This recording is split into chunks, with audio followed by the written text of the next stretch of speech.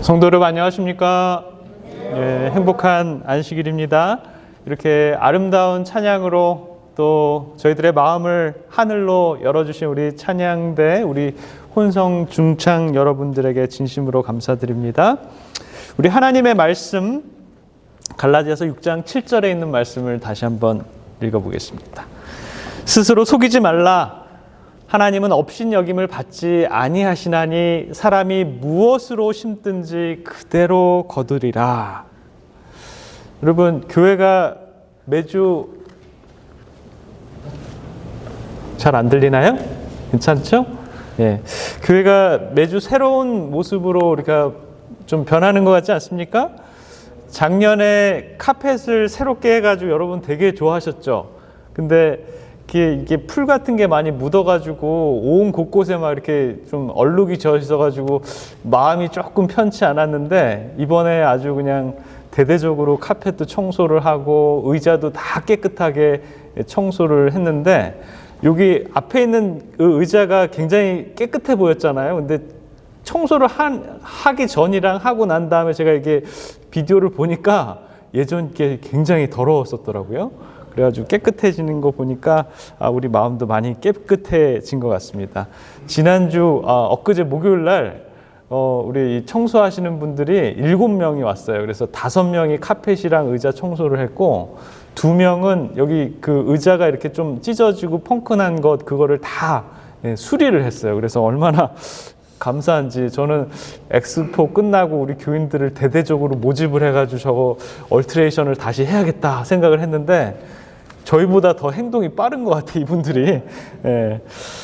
그리고 어제는 또 우리 한 7분이 아침에 나오셔가지고 화단을 정리를 하셨는데, 여러분 눈치채셨습니까? 옛날에는 막 무성하게 이렇게 막 잡초 같은 게 막 이렇게 자라던 것을 깨끗하게 그냥 그거를 다 덜어내고 땅을 다 파가지고 거기다가 물을 주고 또 이렇게 부직포를 깔아가지고 거기다가 멀치를 깔고 이렇게 깨끗하게 이렇게 꽃을 심어놨는데, 가을이라서 여러 가지 꽃들을 못 심지만 점점 이 교회 화단이 아름다워질 것 같다라는 생각이 듭니다. 그것뿐만이 아니에요. 뭐 보니까 이게 어린이반도 새로 만들어가지고 깨끗해졌죠. 여러분들 잘 못 보셨습니까? 그리고 이 교회 현관 뒤에도 보면은 아주 아름답게 꾸며져 있는 것을 우리가 보게 됩니다. 점점 새로워지고 점점 아름다워지고 점점 교회는 변화됩니다. 이번 주 지나면 이렇게 좀 잘 안 나오던 마이크 시스템도 이제 이번 주 중에 완전히 새롭게 갈 예정이다라고 이렇게 합니다. 그리고 인터넷도 새롭게 새로워질 예정이고요. 다른 건 다 변했는데 안 변한 게 있다면 뭐가 안 변했을까요? 저와 여러분들의 마음이 아직까지 완전히 안 변하지 않았나라고 생각됩니다. 아직도 변하지 않고 새로워지지 않는 우리의 품성이 있다면 하루속히 주님 보시기에 가장 아름다운, 교회가 아름다워지는 것처럼 우리들의 품성도 아름다워지는 저와 여러분들이 되었으면 좋겠습니다. 자, 오늘은 우리 랍비 예수 6장 씨 뿌리는 비유에 배울 감춰진 교훈들에 대해서 좀 살펴볼 건데요. 제가 아무리 들여봐도 감추진 보물이 별로 없어요. 근데 이거 어떻게 해야 되나. 근데 이게 이번 과를 아주 깊숙하게 잘 들여다보면 이 제목이 암시해주고 있는 것처럼 꼭 보물찾기를 하듯이 감춰진 보물 속에서 이 주옥과 같은 그런 보물을 꼭 발견하리라 생각이 듭니다. 자, 그럼 그 보물을 찾아서 우리 한번 여행을 한번 떠나보시겠습니까? 네, 제가 찾은 보물과 여러분들이 찾은 그 보물을 한번 비교해 보겠습니다. 자, 랍비 예수 66페이지에 보면 이런 말씀이 있어요. 하나님께서는 당신이 말씀으로 이 지구를 창조하신 것처럼 뭐를 창조했어요? 씨를 창조하셨다. 하나님께서 말씀으로 지구를 창조하셨죠? 그런 것처럼 하나님께서는 이 씨, 정말 작은 씨를 창조하셨는데, 그분은 당신의 말씀으로써 그 씨들이 자라나고 번식할 뭐를 줬어요? 능력을 주셨다라고 이렇게 얘기를 합니다. 하나님께서는 세상을 창조하셨습니다. 말씀으로 이 천연계, 이 지구를, 모든 천지 만물을 창조하셨는데 이 모든 천연계의 비밀이 바로 뭐 안에 있어요? 이 씨 안에 있지 않다라는 생각을 하게 됩니다.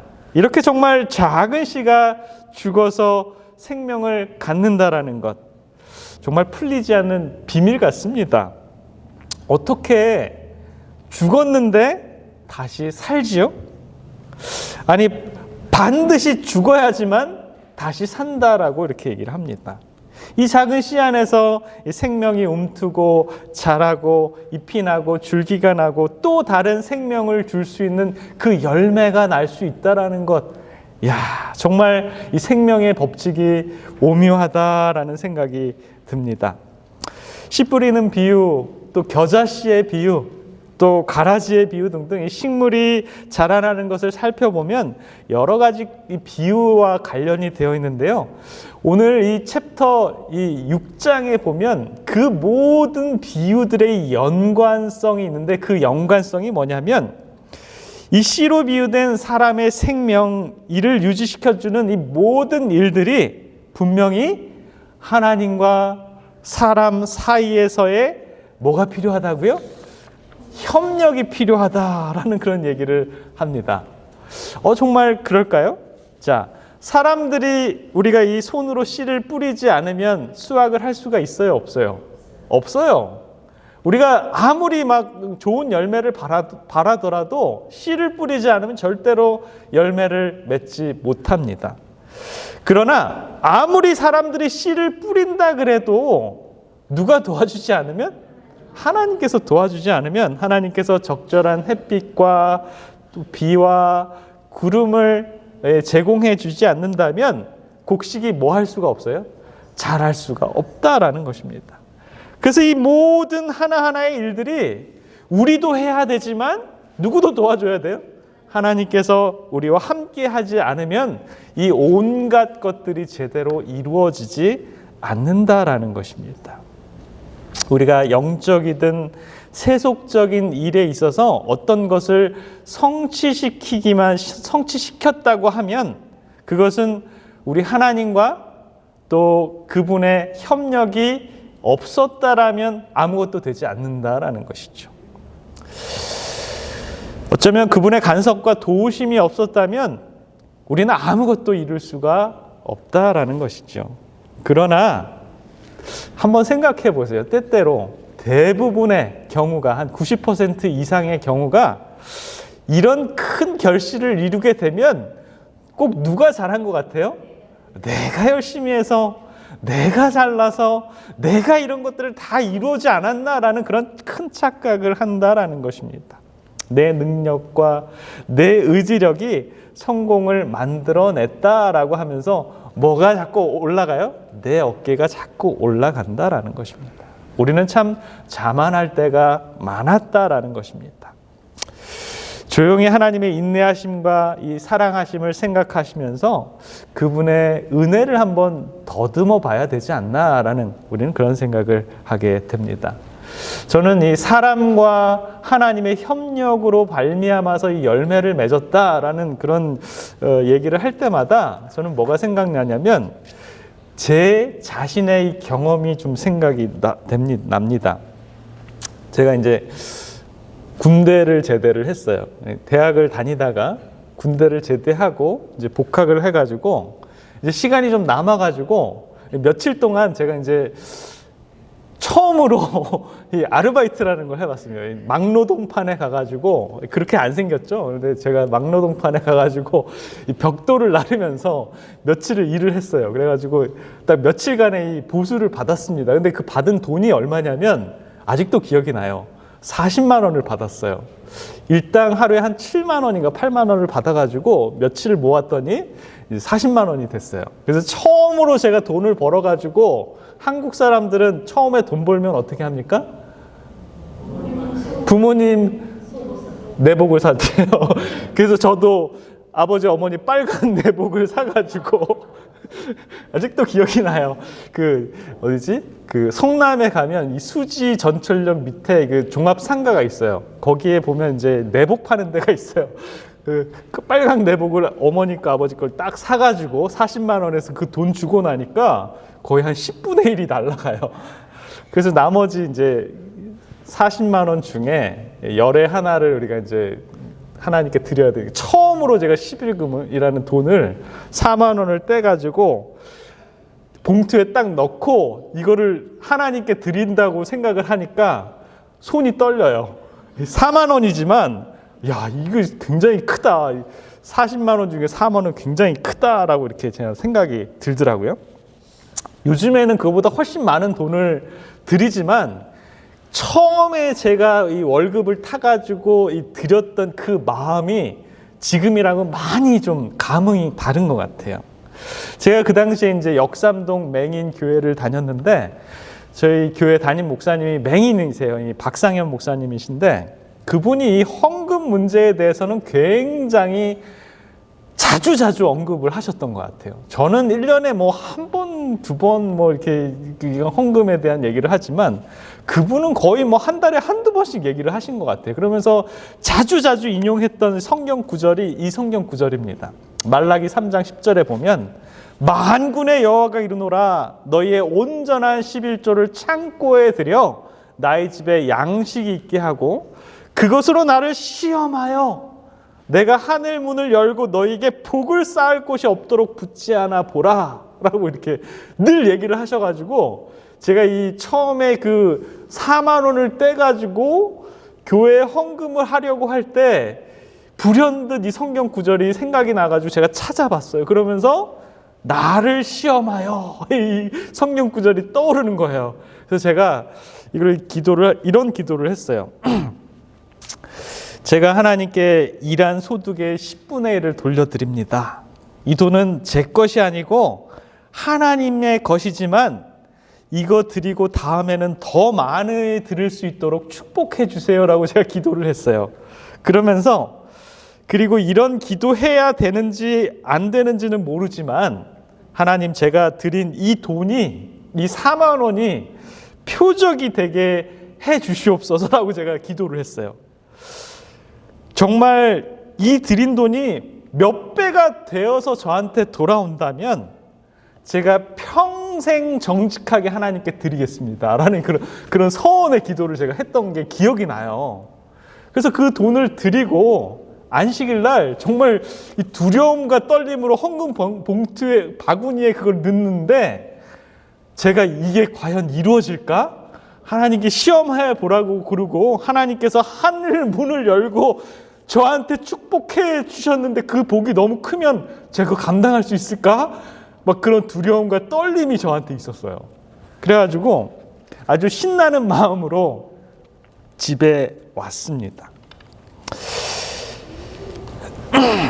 이 말라기의 말씀이 맞다면 사람의 예물을 하나님께 드리지만 하나님께서 드린 이 사람들을 축복해 주심으로 말미암아서 이 예물을 드리는 건 누구예요? 사람이에요. 사람이 드리지만 누가 축복을 해주는 거예요? 하나님이 축복을 해주는 거예요. 그래서 사람과 하나님과의 협력이 바로 축복의 근원이 된다라는 거예요. 그래서 이게 만약에 정말 이루어진다 그러면 이게 물질적인 축복뿐만 아니라 영적으로 또 정서적으로 이 질적으로 이 축복을 감당하면서 누리는 것이 바로 우리들의 삶이 되어야 되지 않나라는 것입니다. 그래서 저는 그 첫 열매로 시험을 해봤습니다. 축복을 받았을까요? 안 받았을까요? 저는 그날 정말 놀라서 자빠지는 줄 알았습니다. 저는 정말 놀라서 자빠지는 경험을 했는데요. 제가 4만 원을 드리고 전철을 타고 그 돈을 벌기 전에는 그냥 부모님한테 용돈을 받아가지고 이게 썼잖아요. 근데 이제 제가 그때부터 제가 그런 생각을 하게 된 거예요. 이제 나도 이제 군대도 다녀오고 난 다음에는 이제 부모님께 용돈을 안 받아야겠다. 라는 마음을 가지고 이제 일을 하기 시작을 한 거예요. 그런데 그러고 난 다음에 이제 수중에 돈이 있어요, 없어요? 있으니까 지하철표도 그 당시에 500원이었는데 이게 부모님한테 용돈 받아가지고 지하철표를 샀을 때는 그게 그렇게 아까운지 몰랐어요. 근데 이 40만 원에서 자꾸 뭐가 줄어드는 거야. 어디 갈 때마다 이 교통비를 내야 되는 그게 줄어드는 거예요. 그러니까 야, 이 돈이 이렇게 소중한 거구나. 이게 막 절실하게 느껴지더라고요. 그래서 집에 와가지고 하나님께서 저의 그 기도에 언제 응답해 주실까? 이제 한번 응답해 주나 안 주나 이 시험을 지금 계속 이제 하는 거예요. 저녁밥을 먹고 저는 아무한테도 제가 이제 11금 드렸다라는 거 아무한테도 얘기를 안 했어. 그리고 이제 저녁밥을 먹고 이제 있는데 갑자기 저희 부모님이 저를 부르시는 거예요. 그래가지고 이제 갔어요. 갔는데 키를 저한테 하나를 주시는 거예요. 제가 그토록 바랬던 자동차 키를 저한테 주시면서 이제부터는 군대도 제대를 했으니까 이거 너가 몰고 다녀라. 엄마 아빠는 지하철 타고 다닐 테니까 너가 학교를 다니고 뭐 이걸로 너가 뭐 장사를 하든지 뭐 하든지 너가 타고 다녀. 이렇게 하면서 그걸 주셨는데 저는 그때 하늘에서 큰 방망이로 그냥 머리를 세게 그냥 딱 얻어맞는, 이야, 4만 원으로 정확하게 한 150배, 200배 그런 이 축복을 제가 탁 누리고 되니까, 야, 이거 하나님께 잘못 시험했다가는 큰일 나겠다, 그런 생각이 들었습니다.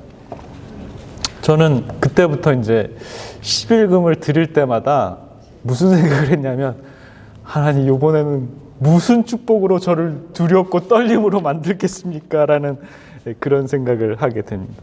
어떤 사람이 이 목사님을 찾아왔어요.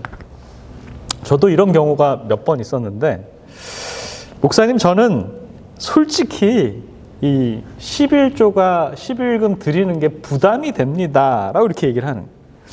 제가 예전에는 한 달에 1,000불 벌었을 때는 100불 드리는 게 그렇게 어렵지 않았는데, 이제 사업이 잘 되고 나서 그거보다 이제 몇 배, 10배, 20배 더 많이 지금은 드려야 될 형편인데, 제가 예전에는 몰랐는데 지금 드리는 그 액수를 보게 되면 이게 너무 많아가지고 저도 깜짝깜짝 놀라고, 이거 너무 많아서 좀 부담이 됩니다, 라고 이렇게 얘기를 하는 거예요. 그러면서 이분은 목사님께 그런 얘기를 들을 때 아마 성도님 그냥 편하신 대로, 그냥 하나님도 다 용서해 줄 거니까 편하신 대로 드리세요, 그런 이 대답을 바라면서 아마 목사님을 찾아와서 이제 그런 얘기를 했는데, 목사님이 이렇게 얘기를 합니다. 성도님 참 솔직해서 좋습니다. 그런데 저도 이것에 대해서 어떻게 해야 될지 모르겠으니 우리 하나님께 한번 기도해 봅시다. 그러면서 그 성도님과 같이 간절하게 두 손을 잡고 기도를 하기 시작했어요. 이렇게 기도를 했습니다. 하나님, 지금 주님의 사랑하는 성도님이 돈이 너무 많이 벌어서 11조를 드리는데 마음의 부담이 많이 있습니다. 지금 이분이 이 마음속에 이 갈등이 어쩌면 이 시험을 당하는 것 같습니다. 하나님, 그의 사업이 너무 흥하게 하지 마시고 11조로 인해서 더 이상 부담을 느끼지 않을 액수를 벌게 하여 주셔서 이분이 마음에 안정을 갖게, 이렇게 막 기도를 드리고 있으니까 그 성도님이, 목사님 기도를 잠깐 멈추시죠. 목사님, 제가 잘못 생각했습니다. 제가 다시는 이 11조가 많다라는 것에 대해서 시험에 들지 않고 11조를 온전하게 드릴 테니까 저희 가정이, 사업이 더 번창할 수 있도록, 저희가 더 11금을 많이 드릴 수 있도록 기도해 주시기 바랍니다. 이렇게 얘기를 하고, 굉장히 어려웠던 그런 시절도 있었습니다. 그런데 하나님께서는, 예수님께서는 이 땅에서 어떤 헤롯 땅과 서기관이 와가지고 세금 문제 이걸 어떻게 할 것인가 라고 얘기했을 때 가이사의 것은 가이사에게 하나님의 것은 하나님께 드리라 라고 이렇게 얘기합니다. 사랑하는 성도 여러분, 이 땅에 살아갈 때 그런 문제로 너무 고민하지 마시기 바랍니다. 간단합니다. 세금을 많이 때려 맞을 수도 있고 또 그것이 내기 쉽지 않을 수도 있는데 그냥 가이사의 것은 가이사에게 주고 하나님의 것은 하나님께 드리면 우리는 뭐 염려하거나 걱정하거나 부담이 아무것도 없습니다. 자, 우리 씨 뿌리는 비유에 대해서 다시 한번 좀 생각을 해보면 이 뿌려진 씨는 수확을 내고 그것을 다시 뿌려서 더 많은 수확을 낸다라는 것이 한 알의 씨앗이 뿌려져서 옥토에 뿌려져서 열매가 100개가 맺히고 그 100개를 또 심으면 그 다음에는 또 10,000개가 이렇게 날 수 있다라는 것이죠. 이와 같이 우리가 우리 자신과 이 사람과의 관계에 있어서도 이 법칙이 적용이 된다라는 것입니다. 우리가 그냥 씨 뿌려서 그것이 열매를 얻고 수확을 하는 그 차원이 아니라 저와 여러분들이 사는 이 일상생활에서도 저와 여러분들이 관계하는 사람과의 관계에 있어서도 씨가 뿌려지고 수확이 난다라는 것입니다. 우리가 하는 모든 행동과 말은 열매 맺는 씨가 된다라는 것입니다. 다시 말하면 어떤 것은 뿌리든 어떤 것이 심어지든 반드시 수확이 있다라는 것입니다. 갈라디아서 6장 7절에 있는 말씀처럼 뿌려지면 반드시 수확이 있다라는 것입니다. 라삐에서에서 보면 이기심과 자애와 자존심과 모든 자아의 방종적인 행실은 그 특성에 해당하는 수확을 하게 된다라고 합니다. 자신을 위해서 사는 사람은 육체를 위해서 심어짐으로 그는 육체로 말미암아져 썩어질 그런 열매를 거두게 된다라는 것입니다. 양심의 경고를 무시하는 자는 불신의 씨를 심는데 그 씨는 정확하게 불신을 수확하게 될 것이다 라고 이렇게 얘기를 합니다. 라삐에수 71페이지에 보면 이 불신의 씨에 대한 정확한 수확이 나오는데요. 이게 이제 누구를 예를 들었냐면 누구를 예를 들었어요? 누구예요? 바로왕, 그죠? 그리하여 그의 거역은 하나님께서 모세를 통해서 몇 번 경고를 하셨어요. 여러 번 경고를 하십니다. 할 때마다 뭘 보여줬어요? 이적을 보여줍니다. 그러나 그는 계속 불신하고 거절하고 했다라는 거예요. 그의 거역은 마침내 자기 나라의 황폐와 자기 맏아들의 차디찬 시체와 자기 안에 있는 모든 가정의 장사들의 시체를 보기까지 계속되었고 드디어 바닷물이 그의 말과 병과 그의 모든 군사를 덮을 때까지 계속되었다. 이와 같이 바로의 경험은 사람이 무엇으로 심든지 그대로 거두리라는 진실을 여실히 드러내주는 무서운 신뢰이다. 사람들이 이 진리를 깨닫는다면 그들이 뿌리는 씨에 대해 조심하게 될 것이다 라고 이렇게 얘기를 합니다. 정말 그런 것 같습니까? 우리가 뿌리는 그 씨가 어떻게 수확될지 여러분 확실합니까? 분명히 그 수확은 있다라는 것입니다. 바로왕은 하나님에 대한 불신의 수확함에 있어서 끊임없이 불신하면서 계속적으로 이 불신의 열매를 누렸다라는 것입니다. 이 열매가 좋았어요? 나빴어요? 정말 절망적이었습니다. 끝까지 이 10번의 재앙 끝에 불신하기 때문에 또 군대를 끌고 가서 완전히 그 홍해 바닷가에서 수장되는 그러한 결론을 맺었습니다. 지난번에 몇 년 전에 이제 하빈이랑 옛날 얘기를 좀 하면서 잠시 얘기를 나눴는데요. 하빈이가 몇 년 전에 아주 굉장히 큰 잘못을 했어요. 그래서 저랑 집사람의 마음을 굉장히 힘들게 했던 그런 경험이 있었습니다. 근데 그런 이야기를 하게 되었을 때 자기가 어린 나이에 엄마 아빠를 무지 괴롭혔던 일을 이야기하면서 내가 왜 그랬을까요? 하면서 다시는 그러지 않겠다라고 약속을 했어요. 근데 이제 그런 얘기를 하면서 이제 하빈이가 이제 한 15, 16 되니까 이제 좀 많이 철이 드는구나 이렇게 저는 생각을 했어요. 근데 아이가 한참을 가만히 있더라고요. 그러면서 이제 눈을 봤더니 눈에 거의 막 눈물이 그렁그렁하게 이제 맺혀 있는 거예요. 그러면서 이제 물어봤어요.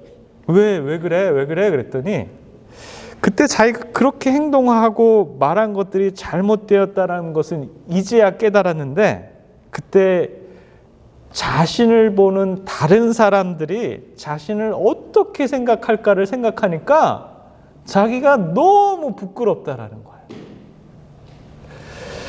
제가 하빈이가 그런 이야기를 하는데 제 자신을 이제 되돌아보게 되니까 저는 살아온 날이 하빈이보다 2-3배는 많잖아요. 그러니까 하빈이가 느꼈던 그런 부끄러움이 저한테는 얼마나 많을까라고 하면서 제가 쥐구멍으로 숨고 싶은 그런 마음이었습니다. 지금까지 우리의 잘못하는 생각과 행동과 언행으로 말미암아서 정말 수많은 사람들이 우리 때문에 그러한 수치스러운 일을 감당해야 된다라는 것을 느꼈을 때 우리가 참 부끄럽게 여겨집니다. 우리가 그러한 수치를 느끼고 잘못했다라는 걸 생각할 때마다 우리는 십자가에 있는 예수 그리스도를 한 번 더 못 받고 있다라는 것입니다. 우리들의 앞으로의 이 삶은 매일의 삶 속에서 우리 주님과 동행함으로 조금 더 실수와 민망할 수 있는 그런 경험들을 매일매일 줄여나가야 되지 않을까라는 생각을 하게 됩니다. 요한복음 5장 29절에 보면 선한 일을 행한 자는 생명의 부활로 악한 일을 행한 자는 심판의 부활로 나오리라. 여러분 지금 우리가 생각하고 있는 것들이 있잖아요. 우리가 무슨 생각을 합니다. 무슨 생각을 하면 그 생각을 우리가 이제 스마트폰으로 좀 찾아봅니다. 그러면서 그것에 대해서 생각하면서 그것을 보게 되고 그것에 대해 또 관련된 동영상도 보게 되고 그렇게 되죠. 우리가 생각하고 있는 것들은 말과 행동으로 나옵니다. 그 말과 행동들이 머지않아서 우리들에게 이 결과로 도출되게 될 것입니다. 그러한 결과물들이 하나씩 쌓여서 나라는 품성을 꼴지어지게 된다라는 것입니다.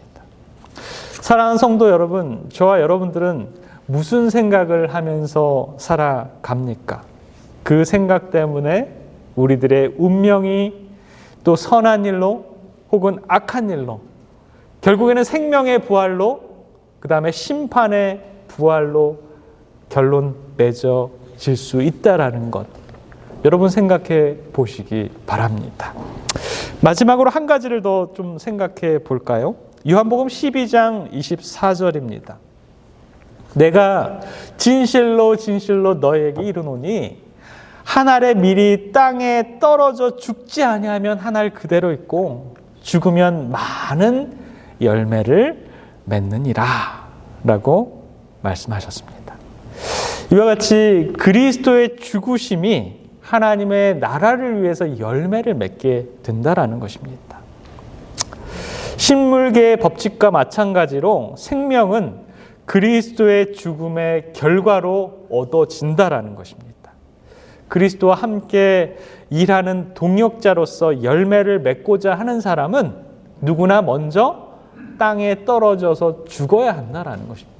자, 여러분, 우리 다 함께 죽읍시다. 자, 이제 어떻게 죽으시겠습니까? 저는 가끔 그런 생각도 해봐요.